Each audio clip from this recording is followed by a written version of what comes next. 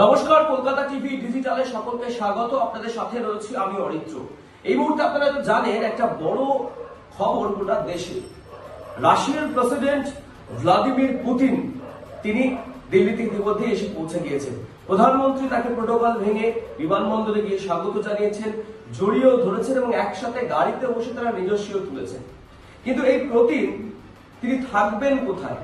Vladimir Putin তিনি দিল্লিতে এসে থাকবেন কোথায়? এটা একটা বড় প্রশ্ন।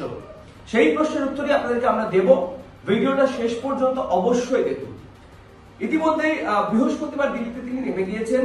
তার একাধিক কর্মসূচি রয়েছে এবং রাশিয়া থেকে নিরাপত্তা রক্ষী গাড়ি পর্যন্ত এসছে। সিসিটিভি বলয়ে মুড়ে ফেলা হয়েছে গোটা দিল্লি।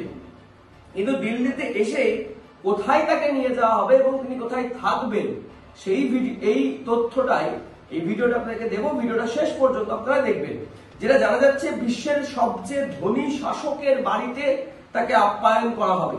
কে এই শাসক, কেমন তার বাড়ি, যেখানে পুতিন পৌঁছবেন ভারতে পা দিয়ে?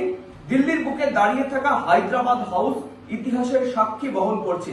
ব্রিটিশ আমলে নির্মিত এই প্রাসাদ এক সময় ছিল বিশ্বের সবচেয়ে ধনী হায়দ্রাবাদের শেষ নিজাম মীর ওসমান আলী খানের স্বপ্নের বাড়ি। সেখানেই থাকবেন ভ্লাদিমির পুতিন এবং এই বাড়িতেই বিশ্বের শক্তিধর রাষ্ট্রনেতাদের সঙ্গে গুরুত্বপূর্ণ বৈঠক করবেন ভারত সরকারের প্রতিনিধিরা এবং সেখানে পুতিন গিয়ে থাকবেন, এমনটা সূত্র মারফত জানা যাচ্ছে।